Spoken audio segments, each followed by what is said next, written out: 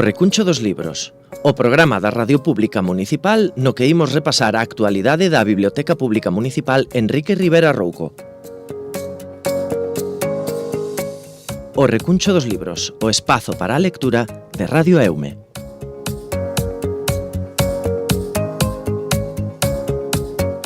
Pois tempo xa para falar de literatura aquí en Radio Eume. Benvidos e benvidas primeiramente, como sempre, a este Recuncho dos Libros. E, como sempre, benvida tamén a nosa bibliotecaria favorita, Anabel Alonso. Moi bons días. Hola, bo día.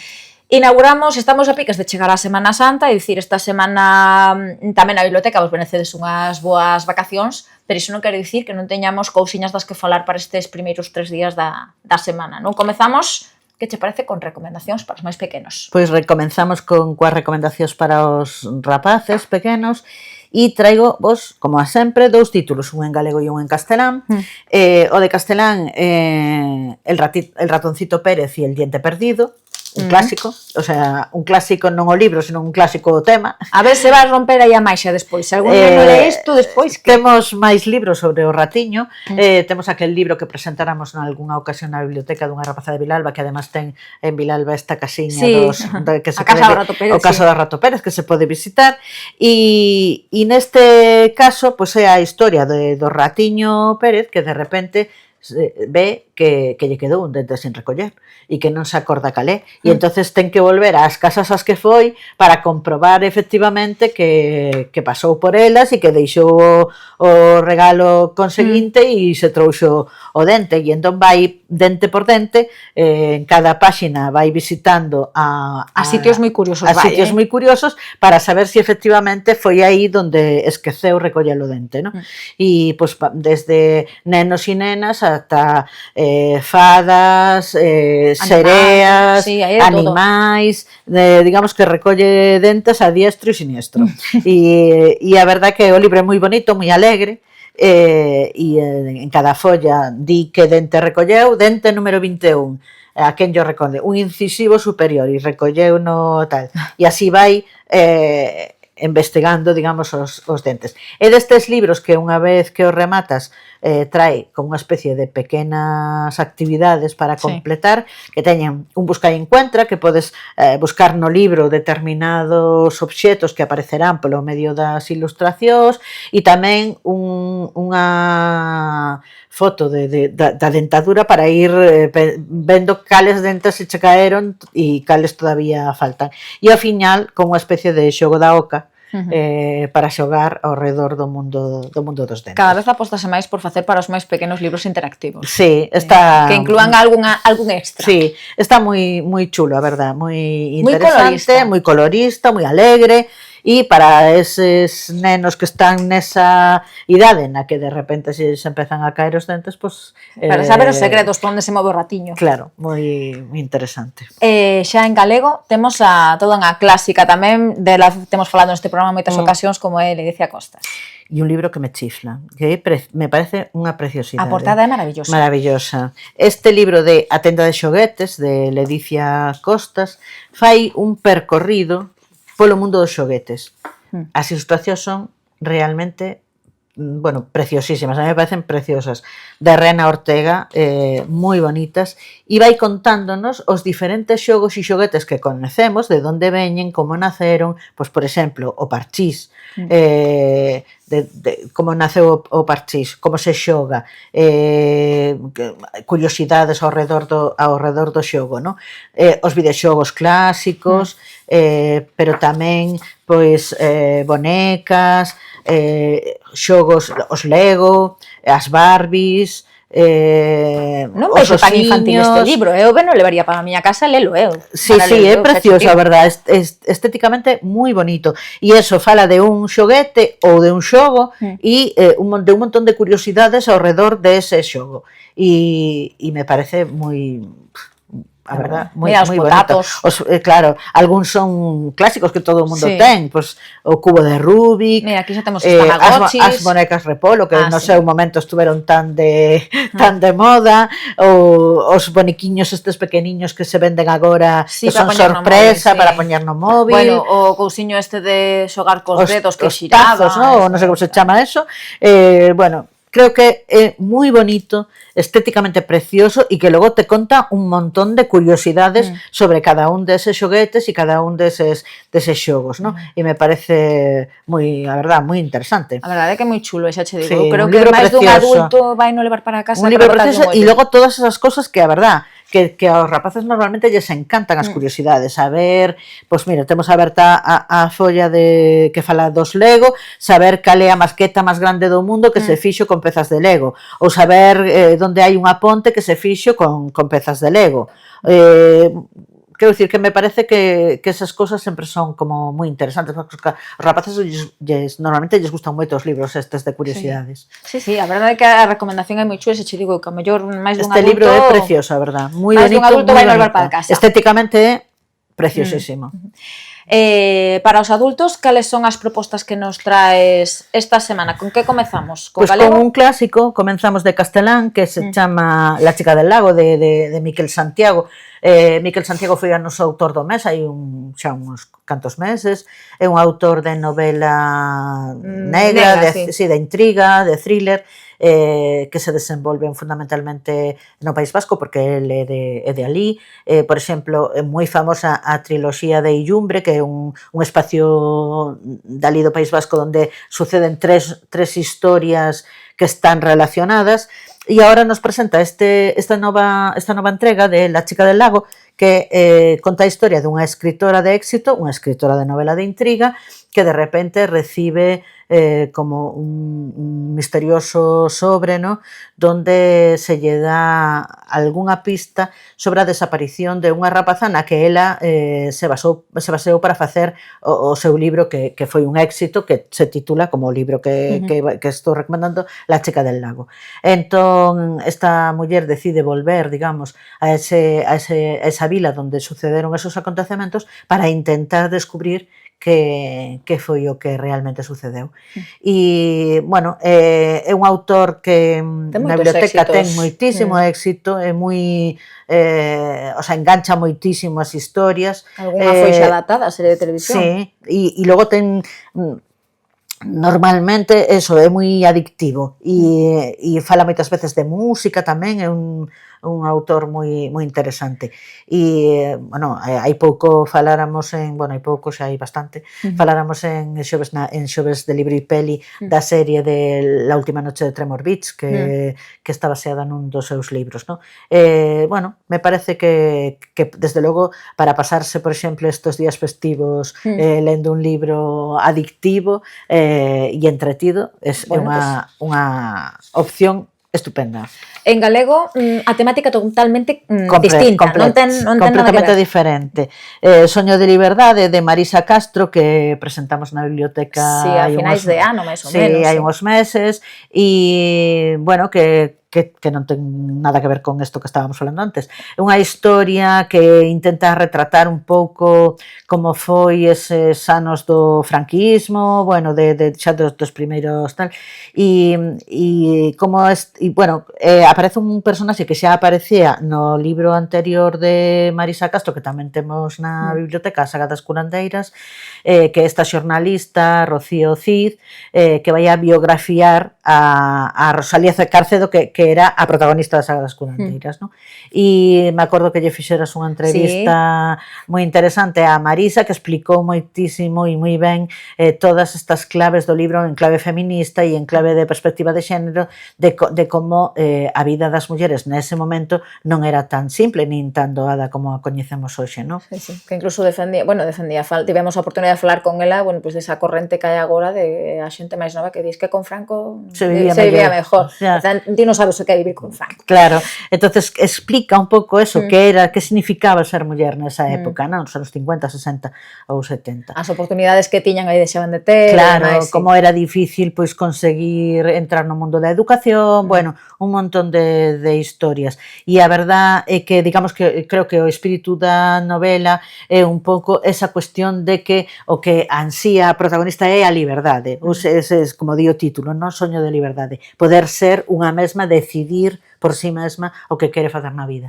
E me parece que, bueno, que está moi interesante. Está moi ben, sobre todo para abrirnos os ollos con todo o que temos agora, que temos que seguir loitando por mantelo, non? Por evitar que se perdan esos dereitos. Ainda agora que vimos do 8 de marzo, non? Quedamos por supostas que certas conquistas que fixemos van a estar sempre aí e non forzosamente teñen que ser así. No. Ainda hai pouco polo 8 de marzo vin unha fotografía que me chamou a atención, que eran unhas mulleres afganas salindo a manifestarse hai 20 anos e hoxe eso xa non é posible. No. E entón calquera liberdade que teñamos conseguido non significa que vai a estar aí sempre, hai que seguir loitando. Martes de cómic temos todo un clásico, porque claro, se digo Joaquín Salvador Lava do Tejón, non sabe ninguén quen é, seguro. Se decimos Quino, aí xa a mellor a cousa xa cambia, non? Bueno, claro, traigo a tira cómica máis coñecida do mundo, e na nosa xeración, na miña xeración polo menos, vamos, quen non tiña unha pegatina de Mafalda na carpeta de clase, o sea, era así. Bueno, sigue sendo agora mesmo a figura estrela de moitas coleccións de roupa, Sí, totalmente. Bueno, falamos de Mafalda, ese personaxe da banda deseñada de Quino, que foi maravilloso e famosísimo, ¿no? Temos na biblioteca un libro que se chama Todo Mafalda, que é un volumen grande que trae todas as tiras de Mafalda, e despois tamén temos as tiras de sempre, de esas pequeniñas de Lumen, que as temos en galego e en castelán. E me parece que sempre esa doble lectura que hai, ¿no? Como o chiste, pero despois esa carga de profundidade que teñen moitas veces as tiras de Mafalda, que, bueno, que son estupendas, con todos eses compañeiros, con Manolito, Susanita, Libertad, bueno, que creo que cada un é maravilloso e cada un exemplifica algo, ¿no? E a verdade que revisitar eso non se pode facer sin un sorriso enorme, porque é maravilloso, a verdade. No, ademais os temas que trataban e tratan, é dicir, pouco habituais en nenos. E despois que siguen igual de vixentes. Sí, total. A pesar de que o personaxe apareceu a primeira vez a mediados dos 60, esas mensaxes están tal cual hoxe. O sea, é increíble que non avanzamos nada cara a melloría, a verdade? Falamos a semana co libro de Criadas e Señoras e que sí que había cousas que afortunadamente a sociedade cambiaba, pero esta semana temos que dicir que hai cousas que non. No, porque realmente eso, que se fala como moitas veces das cuestións dos conflictos mundiais, se fala moito, por exemplo, dos traballos da muller, de como a muller está, porque Mafalda moitas veces fai chistes con súa nai que está limpando desaforadamente. Entón, me parece que hai moitísimas cousas que están super vixentes hoxe. De actualidade, sí, totalmente. E entón, bueno, me parece que é unha moi interesante. Sí, pois temos que seguir traballando nesas cousas. Para falar hoxe do noso patrimonio, pois ímonos novamente a Ferrol, xa estivemos a semana pasada, pero claro, estamos en plena Semana Santa, e quen non coñece a Semana Santa de Ferrol, pois debería darse unha volta pola cidade departamental estes días. Pois totalmente, as festa de interés turístico nacional, festa de interés turístico internacional, desde o ano 2014, e xunto coa Semana Santa de Viveiro, as dúas Semanas Santas máis importantes que temos en Galicia, ¿no? Bueno, hai unha página web onde se pode seguir, onde podes ter toda a información de todas as procesións, pois se alguén se quere achegar ou ben a participar delas ou simplemente a observalas, ¿no? E a disfrutalas. A disfrutalas. A máis chula dos caladiños. Claro. Iba a falar justamente deso porque é, digamos, a máis representativa, ¿no? A máis diferente, que creo que non hai en outros sitios, ¿no? Esa procesión dos caladiños, na que todo o mundo vai calado, claro. Sí, é impresionante, Sí. A verdade é que é impresionante. Pero bueno, teñen máis actividades, a veces este ano teñen sorte, porque ano pasado moitas quedaron sen sair por culpa do tempo. Claro. Bueno, hai procesións desde o Domingo de Ramos, que son as primeiras, ata o Domingo de Resurrección. Todos os días hai algunha procesión e tedes a opción de ver na página web os horarios de cada unha e quen procesiona e bueno, me parece que eso, aunque seña unha festa religiosa e todo eso, xa trascende esa cuestión e é un patrimonio cultural agora, é unha manifestación cultural artística tamén polos pasos e todo isto e despois polo feito mismo das procesións, non? E entón, bueno, me parece eso, un patrimonio que falamos moitas veces inmaterial, non? Bueno, neste caso ten as dúas cousas, ten por un lado as tallas e todo isto e despois o feito cultural da Semana Santa. E despois, quen quera sacarse ali unha foto co capuchón que hai a carón da Praza de Armas, pois xa que está, pois mira, que tamén aproveite. Mércores de entre versos, porque mércores ainda temos actividade aquí no Concello, ainda non nos vamos de vacacións. Claro, a proposta desta semana é unha recompilación, non? Así unha mestura. Sí, a proposta desta semana é un libro que temos na Biblia, se chama Poetas en Blanco e Negro, unha edición de Amalia Iglesias Serna e é unha selección de poetas de poetas homes e mulleres de todo o Estado, o sea, hai textos en castelán, textos en galego e textos en catalán e textos en euskera. Aqueles que están noutras linguas do Estado están traducidos ao castelán e é como un panorama, ¿no?, sobre a poesía que se está facendo ou que deste tempo, sobre todo como de finales do século XX, máis ben, ¿no? Porque a edición do 2006 e recolle sobre todo pois, eses últimos anos do século XX e, bueno, hai unha nómina moi grande de autores, polo tanto, alguén que teña curiosidade un pouco por coñecer aos autores que están traballando e tal, pois é unha maneira tamén, ao mellor, se atopas aquí, hai un par de poemas de cada autor, se atopas un poema que che interesa, pois ao mellor podes buscar outros libros desa. Tamén hai en cada autor hai un pequeniño texto con unha semblanza biográfica e máis coas súas obras máis representativas e bueno, é unha maneira eso, pois de achegarse a... De descubrir novos novos textos, por exemplo, galegos están pois moitos conocidos, Xoán Abeleira ou Estevo Creus, Yolanda Castaño, bueno, hai moitos, o sea, hai bastantes autores, o sea que a verdade é que é interesante.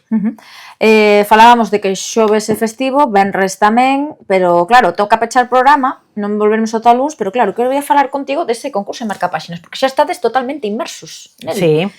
Que imos ter este ano? Temática de quen? Pois a temática este ano é Misterio na Biblioteca, porque como cumplimos este ano, que se cumplen este ano 50 anos da morte de Agatha Christie, nos parecía interesante, xa fixemos no seu momento un mes de autora do mes a Agatha Christie, pero además tamén temos unha categoría de misterio no Reto Lector e, bueno, queríamos un pouco ir por aí. Os rapaces e as rapazas poden recoller na biblioteca cando queiran a plantilla para facer o seu marcapáxinas e teñen hasta o 15 de abril para entregarnos os traballos. E despois, como sempre, o día da festa do libro, faremos unha festiña na biblioteca na que entregaremos os premios. E dades para participar este ano tamén vades dividir os debuxos en categorías? En categorías. Unha categoría primeira para infantil, que vai hasta os 5 anos, e despois primeiro e segundo, terceiro e cuarto, e quinto e sexto. Digamos que vamos a facer as categorías segundo o ciclo escolar.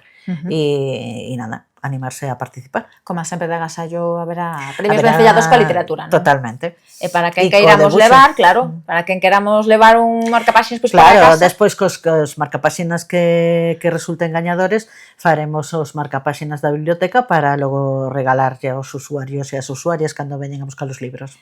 Estamos xa na cuarta edición, non? A verdade é que se consolida. Vades gañando adeptos. Esperemos que sí. O ano pasado tuvemos moita xente, esperemos que este ano tamén seña así. Pois queda aí esa invitación, nenos e nenas, toca vos sacar papel, boli, pintar, vir pola plantilla. Que veñan a recoller as bases e a plantilla e que a partir de aí a imaginación a voar. Para falar neste caso de misterio. Anabel, moitísimas gracias. Gracias a vos. Boas vacacións, vémonos o vindeiro luns, que teñas moi boa Semana Santa, se vas de procesión, que a desfrutes. e que Gracias. aproveites para leer moito. Eso que tiña pensado facer. Gracias, Anabela, ata a Chao. semana. Pois isto foi todo no recuncho dos libros de hoxe. Nos volvemos a vindeira semana con máis novidades e actualidade da Biblioteca Pública Municipal Enrique Rivera Rouco. Que teñan unha moi boa semana e lembren que, como dirían os da Ría, hai que ler, inda que sexa sempre o mesmo libro.